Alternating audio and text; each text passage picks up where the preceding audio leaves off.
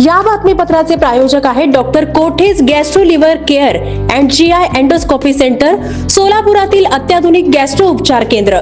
तुमचं पोट, लिव्हर आणि आतड्याच्या सर्व समस्यांसाठी विश्वासार्ह ठिकाण.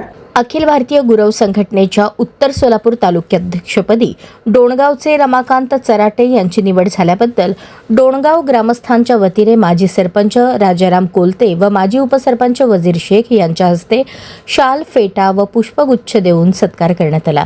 या प्रसंगी मनोगत व्यक्त करताना राजाराम कोलते यांनी पुढील कार्यासाठी शुभेच्छा देऊन या पदाचा उपयोग सर्व समाजाच्या प्रगतीसाठी करावा असे मत व्यक्त केले.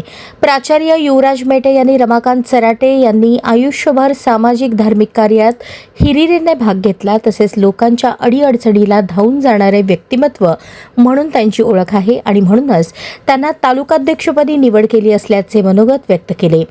कोंडिबा जगदाळे यांनी रमाकांत चराटे हे सर्व समाज घटकांना हवेसे वाटणारे व्यक्ती आहेत असे गौरवोद्गार काढले.